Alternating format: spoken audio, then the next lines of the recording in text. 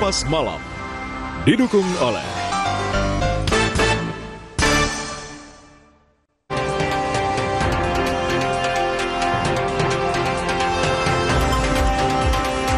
lagi pohon tumbang di Jakarta menimpa mobil di jalan raya. 1 orang tewas.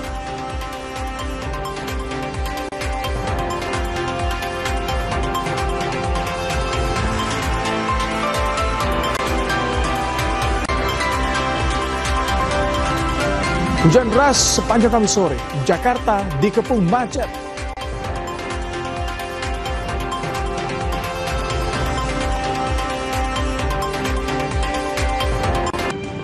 Namun akan mengirim sampel pertalite untuk diuji lab di Surabaya. Kalau untuk proses pengecekan kandungan etanol ya biasanya harus dicek melalui di lab Mas kandungan komposisi etanolnya. Jadi kemarin dari Pertamina juga sudah melakukan pengambilan sampel di SPBU ini juga, dan juga SPBU tadi dari tim Depot Surabaya diambil sampel. Kementerian ESDM telah membentuk tim investigasi untuk menyelidiki benar tidaknya dugaan BBM bercampur air yang dilaporkan masyarakat. Bahlil memastikan jika ditemukan pelanggaran, maka sanksi tegas akan diberikan kepada Pertamina Patraniaga. Kalau kemudian ditemukan ada pelanggaran yang dilakukan oleh Pertamina, maka pemerintah akan memberikan sanksi tegas. Tetapi semuanya ini masih dalam proses.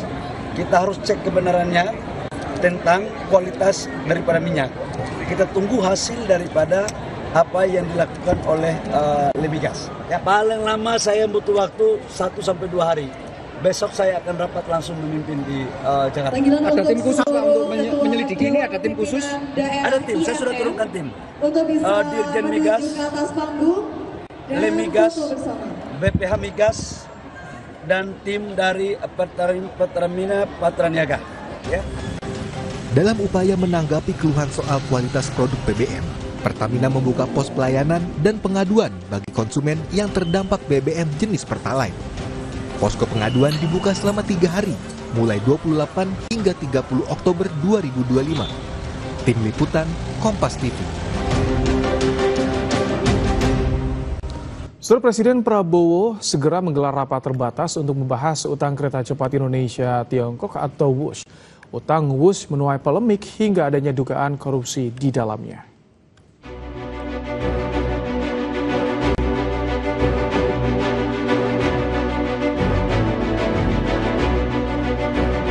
Polemik utang pembiayaan kereta cepat Jakarta-Bandung WUS terus bergulir.